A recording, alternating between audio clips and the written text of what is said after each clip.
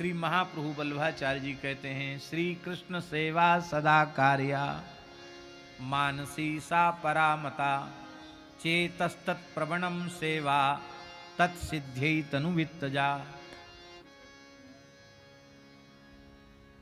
श्री कृष्ण की सेवा सदा सर्वदा करनी चाहिए।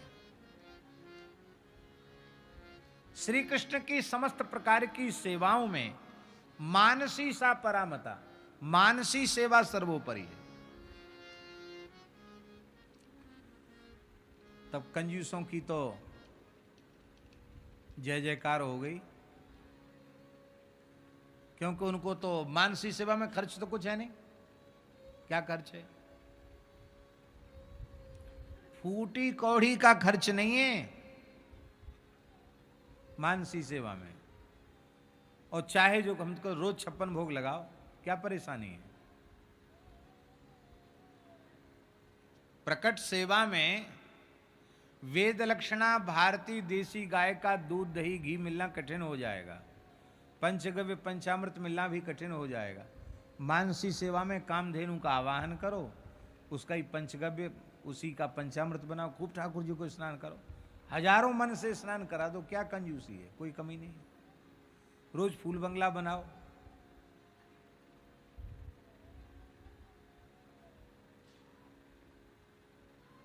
न तो शरीर से कुछ करना पड़ेगा और न एक फूटी कौड़ी खर्च करनी पड़ेगी, काम बढ़िया हो गया। वल्लभाचार्य जी कहते ये सब धोखे की बातें, ये नहीं होगा। मानसी सेवा का स्वरूप है चेतस्तत् प्रवणम सेवा, सेव्य में चित्त का विलय, इसका नाम है सेवा। चित्त का सेव्य की सेवा में डूब जाना, इसी का नाम है सेवा। और जब तक चित्त डूबेगा नहीं तब तक मानसी सेवा सिद्ध नहीं होगी। और ये मानसी सेवा जो सर्वोपरि है, जिसमें चित्त का डूबना होता है, और ये चित्त का डूबना ही भाव समाधि है।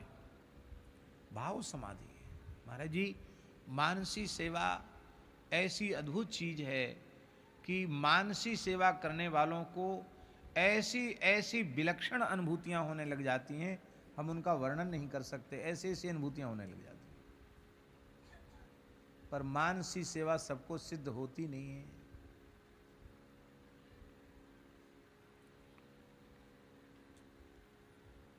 एक वैश्य परिवार की माई थी,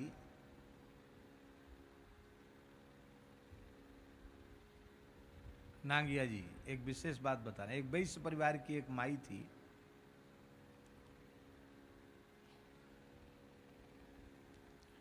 ऐसी विलक्षण मानसी सिद्ध थी उसको। उस माता जी का दर्शन मैंने किया।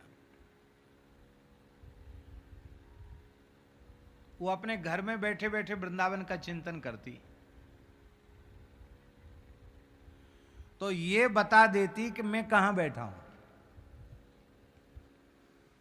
आज राधा रमन लाल जी की पोशाक कैसी है, आज बिहारी जी की कैसी झांकी है, और आज यमुना जी पे कौन कौन था, ये बता देती हो। विचित्र माई। एक कोई काम था, महाराज जी ने, पहाड़ी बाबा महाराज ने हमको भेजा, हम गए। ग्वालियर की बात है। तो हम वहां जैसे ही पहुंचे तो उसमें मोबाइल का साधन था नहीं, मोबाइल वाला जो फोन वाला साधन था नहीं। और नंबर हमको किसी को, उनके घर का कोई नंबर हमको याद था नहीं। महाराज जी तो विलक्षण महापुरुष, जाओ जाओ जाओ जाओ, काम है, जाओ, चले जाओ। क्या वहाँ चले जाना, वहाँ मोहल्ले में वहाँ चले जाना। और हम वहाँ गए तो उनके लोग हमको स्टेशन पर लेने के लिए मिले। तो हमें बड़ा आश्चर्य हुआ कि स्टेशन पर इनके पुत्र कैसे आ गए लेने के लिए।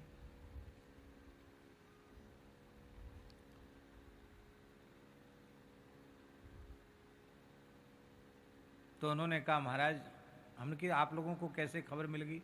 अरे बोले, मेरी माता जी हैं, उन्होंने ही कहा कि मैं वृंदावन गई थी, वहाँ से तो महाराज जी ने तो महाराज को भेज दिया ग्वालियर, वो तो आने वाले हैं इतनी देर में, अमुक ट्रेन से आने वाले हैं। हम वहाँ गए तो बोले, महाराज हम लोग वैश्य हैं तो वैष्णव, और आप महात्मा हो, कच्चा तो खाओगे नहीं। तो बढ़िया गऊ के घी की पूड़ी, हलवा पूड़ी, साग ठाकुर जी को भोग लग के, गोपाल जी को भोग लग के तैयार है, आप प्रेम से पाओ। बड़े प्रेम से, बड़ी श्रद्धा से उसने, जब भूखे तो थे ही, ताज गाड़ी से, ताज एक्सप्रेस से गए थे, प्रेम से पाया। उनके घर में छपाई होती, कोई छपाई का काम था। महाराज जी ने कहा था, एक पहले रामानंदी उपासना था, बोलो इसको छपाना था। बोले चले जाओ, वहाँ चले जाओ। वहाँ चले गए थे। तो मुझे बड़ा आश्चर्य हुआ कि वृद्ध माई बिना पढ़ी लिखी, तो उन्होंने कहा कि हम लोग खेलते हैं इससे, क्या कि माँ आज चक्रधारी का श्रृंगार कैसा है बताओ। वहाँ चक्रधारी मंदिर है ग्वालियर में, सनातन धर्म मंदिर है, उसमें चक्रधारी भगवान बड़े सुंदर ठाकुर जी हैं। श्री कृष्ण का चक्रधारी स्वरूप है, द्विज स्वरूप है। तो यहीं बैठे बैठे बता देती है कि चक्रधारी का कैसी पोशाक है आज। वहां जाकर वैसे ही दर्शन होता है। तो मैंने उस माई से पूछा कि माताजी ये सब कैसे होता। बोले महाराज जी मैं आपसे क्या झूठ बोलूं, मैं शुरू से ही मानसी सेवा करती थी। अब ऐसी स्थिति हो गई कि मैं जहां मन से चिंतन करती हूं तत्काल मैं वहां पहुंच जाती हूं, अब मुझे सब कुछ दिखाई पड़ जाता है। एक तो वो मैंने देखे, वैश्य परिवार की माता, और एक ठाकर सी भाई थे गुजराती, वो भी विलक्षण थे। वो पूरे 84 कोस ब्रिज की रोज एक परिक्रमा करते थे मानसी में, और उनकी भी ऐसी विलक्षणता थी कि कहां कौन से महापुरुषों का भी दर्शन करते थे।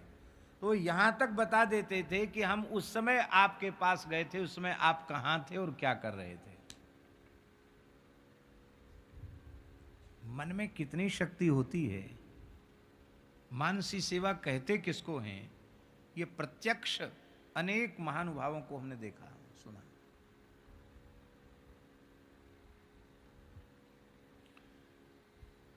एक महापुरुष थे, उनका नाम था श्री राधिका दास जी, बहुत अच्छे संत थे।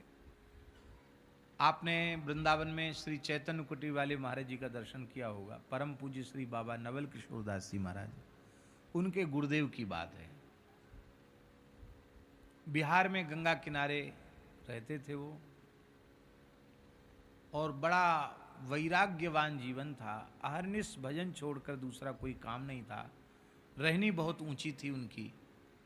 महाप्रभु जी की जो भजन की पद्धति है, वो पद्धति मानो उनके आचरण के रूप में मूर्त थी, ऐसे महापुरुष थे। और गीत गोविंद उनका इष्ट ग्रंथ था। गीत गोविंद का अनुसंधान वे निरंतर करते रहते थे।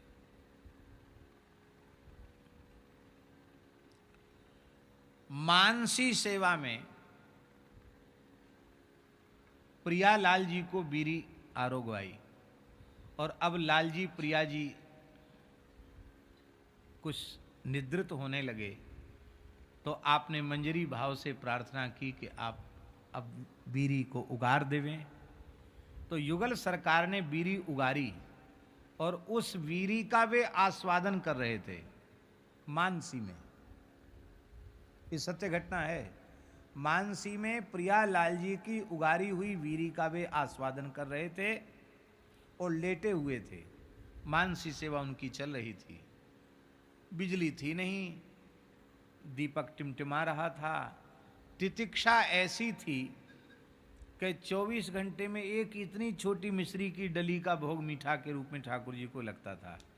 न घी का प्रयोग, न तेल का प्रयोग, न नमक का प्रयोग, न मिर्च का प्रयोग, एकदम निस्वाद भोजन। और धन का तो कोई दूर दूर तक लेना था ही नहीं, स्पर्श ही नहीं था, कोई संपर्क संबंध ही नहीं था। बहुत ऊंची तितिक्षापूर्ण रहनी थी उनकी। मोटा खाना, मोटा पहनना और भजन करना। तो उनको खांसी आई, ठसका लग गया, तो खांसी आई, तो खांसी जोर उठी। तो उनके जो निकट थे वृद्ध शरीर था, उनको उठा के बिठाया, तो उनके मुंह से कुछ रक्त जैसा आ गया, कपड़े पर गिरा, मार्किन का कपड़ा था।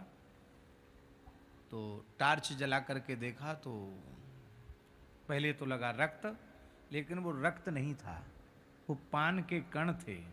और इतनी दिव्य सुगंध की पूरा कक्ष बीरी की सुगंध से गमक उठा।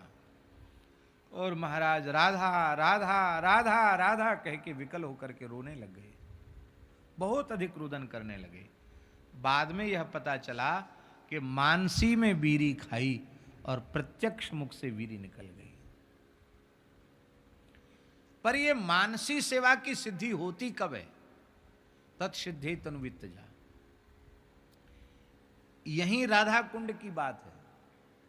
श्री रघुनाथ दास गोस्वामी पाद ने मानसी में ठाकुर जी को खीर का भोग लगाया और ठाकुर जी के अतिशय आग्रह के कारण ठाकुर जी के अधरामृत प्रसाद युक्त खीर को खाया और दोना भर छाछ पीकर भजन करने वाले महात्मा वो इतनी गरिष्ठ खीर ठाकुर जी के आग्रह से पाली तो गुरुपाक होने से उनके शरीर में ज्वर आ गया। और जब ज्वर आ गया, बुखार आ गया, तो फिर सब चिंतित हो गए ब्रजवासी। तो उसमें गोसाई श्री विठलनाथ जी महाराज जतिपुरा विराज रहे थे। विठलनाथ जी के जो निजी वैद्य थे, उन वैद्य को गोसाई विठलनाथ जी ने भेजा, बोले बाबा अस्वस्थ हो गए, उनको देख के आओ। तो जतिपुरा से वैद्य जी गए। वैद्य जी ने नाड़ी देखी। नाड़ी देखते ही उन्होंने कहा कि इन्होंने तो खीर खाई है। क्या कहा?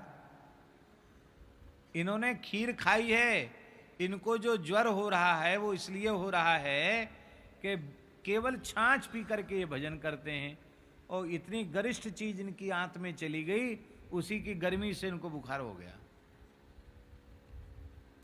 ब्रजवासी बोले वैद्य जी भांग तो नाए छानवे लग गए, दाऊ जी की बूटी है।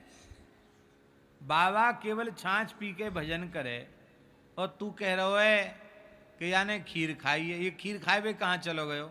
कहां खाई याने खीर? हम नहीं मान सकते तुम्हारी बात कि इसने खीर खाई। तो उन्होंने कहा कि तुम हमारी बात ऐसे नहीं मानोगे, अभी हम एक दवाई देते हैं, उससे इनको बमन होगा, उल्टी होगी। तो बमन होगा तो पता चल जाएगा क्या खाया है, जो खाया होगा उसी की बमन होगी। तो रघुनाथ दास गोस्वामी जी ने बमन के लिए मना कर दिया, ठाकुर जी का अधरामृत प्रसाद है। नहीं, बमन की आवश्यकता नहीं है। तो भाई ये लोग विश्वास नहीं कर रहे हैं। बाबा आप ही बताओ, आपने खीर खाई? तो मुस्कुराते हुए श्री रघुनाथ दास गोस्वामी जी ने स्वीकार किया कि हाँ हमने खीर खाई। बाबा तू खीर खाए कहां चलो गए हो? तू कहां खीर खाया हो? तो उन्होंने कहा हमने जिस राज्य में खीर खाई है उस राज्य में इनका प्रवेश है, क्योंकि गोसाई श्री विठलनाथ जी से ब्रह्म संबंध प्राप्त है। ये गोसाई जी के वैद्य हैं, इनका वहाँ प्रवेश है। सामान्य वैद्य नहीं बता सकता कि भाव राज्य में खीर खाई गई है। ये गोसाई जी के वैद्य हैं, इसलिए जानते हैं। इसको कहते हैं मानसी सेवा।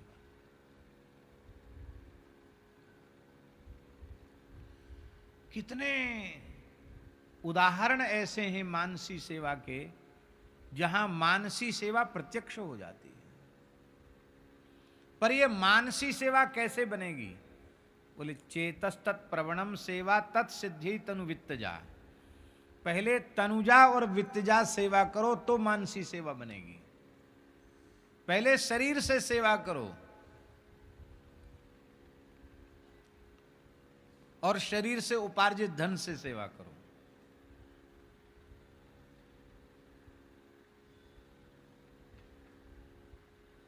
गो सेवा भी इसी प्रकार की है। परम श्रद्धेय पूज्य बाबा ठाकुरदास जी महाराज जब विशेष प्रसन्न होते तो प्रायः एक वाक्य कहते थे, गाय को मन में बसाइए। कहते थे ना, गाय को मन में विराजमान कीजिए, मन में गाय को बसाइए। बाबा ये बात कहते थे, क्योंकि जब तक हमारे मन में गाय नहीं बसेगी तब तक हमारे जीवन में गाय का महत्व जो प्रकाशित होना चाहिए वो नहीं होगा। गो सेवा में हमारी प्रवृत्ति नहीं होगी। अब हमारे मन में गाय कैसे बसेगी? जब हम शरीर से और शरीर से उपार्जित धन से हम गो सेवा करने लग जाएंगे तो हमारा मन अपने आप गो सेवा में लग जाएगा। सेवा से तन की शुद्धि और दान से धन की शुद्धि। जब तन और धन शुद्ध हो जाएंगे तो मन अपने आप शुद्ध हो जाएगा। अब समस्या क्या है, कंजूस लोग न तो शरीर से सेवा करना चाहते, उसमें तो काम चोरी करते हैं, और दान की बात उनको कहने लग जाओ तो महाराज बड़ी त्याग तपस्या की लंबी चौड़ी बातें कहने लग जाएंगे। खर्च के नाम पर जय जय सिया राम, कुछ नहीं, और बातें बहुत बड़ी बड़ी करेंगे, बड़े बड़े महापुरुषों के उदाहरण देंगे। तो कोरी बातों से कोई काम बनने वाला नहीं है। बोलो भक्त वत्सल भगवान की।